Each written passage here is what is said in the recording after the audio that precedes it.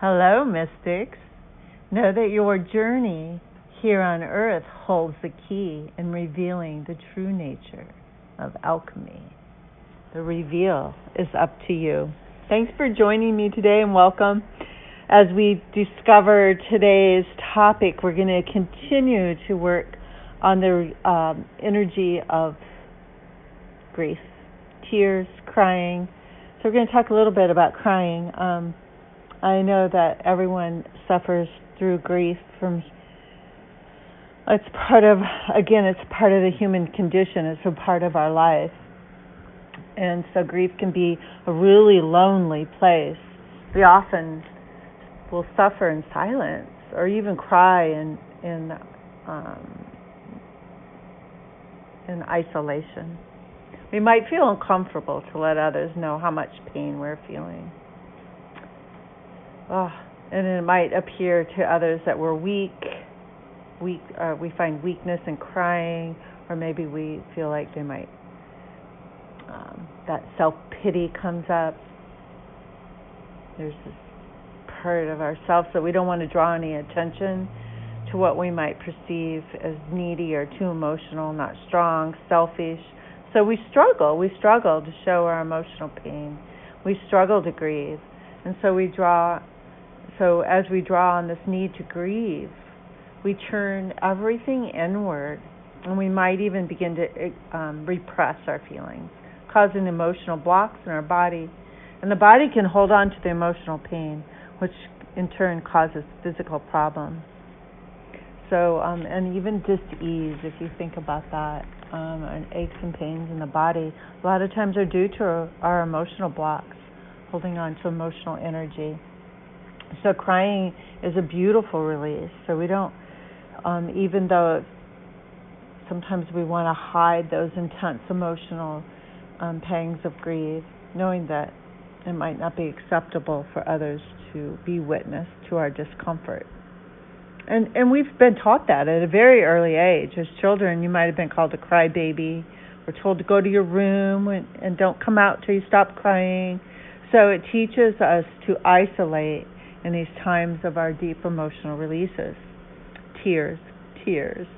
So think about tears for a minute. Just, we've all had the tears roll down our cheeks.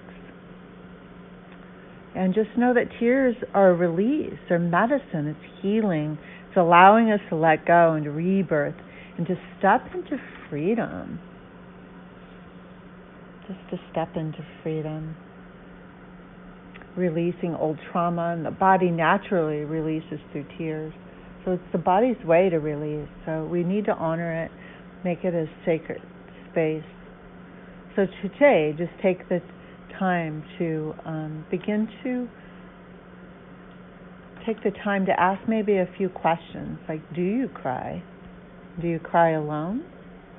Have you ever apologized for your tears? Have you ever cried during meditation? During meditation, we're connecting through your higher self, and we're connecting to a conscious level of being, a deep love. We express deep feelings through the tears. This energy is connected to our heart chakra. So you may feel an expansion of the heart through the energy of love. And this is, during meditation, is experienced as a deep, deep love. And so crying is just another natural way to express love.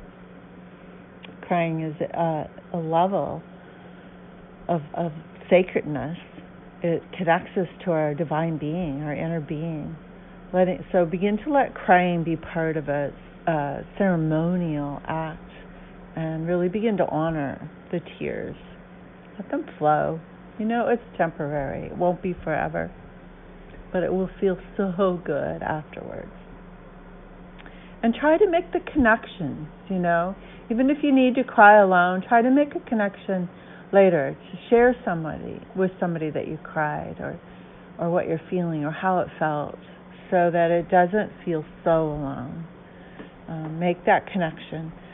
Sometimes the energy that we feel emotionally can be a connection. We might feel it collectively, a collective energy. So we begin to find that collective unconscious field. That's the energy that we can connect to through human beings, through our emotional body, especially through our heart energy, our heart chakra. And we can be emotionally triggered by, examples of this is that we can be emotionally triggered by like movies and funerals, weddings. We find this deep empathy for others.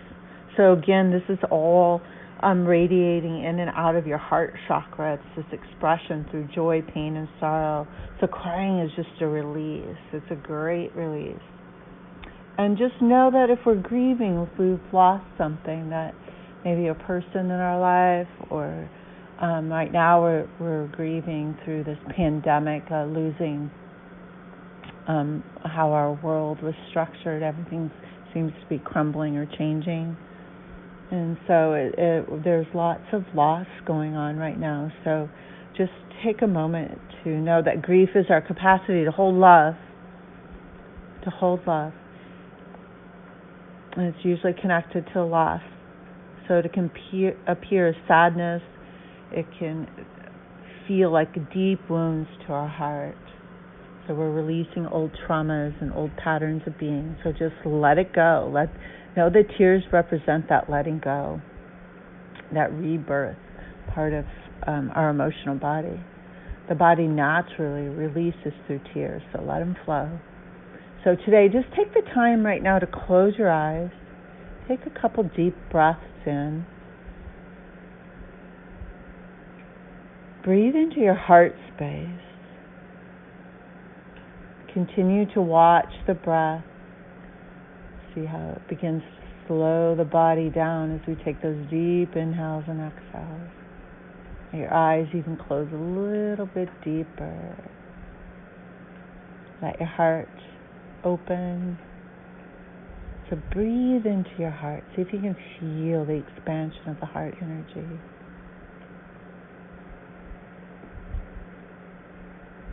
Beautiful space. So just begin to allow this space, to feel it, to know it. Know that it's part of the body's expression, is to release this emotional pain connected to our suffering and our sorrow, sadness and joy even. So allow yourself to cry out loud. Be authentic in it. Be organic.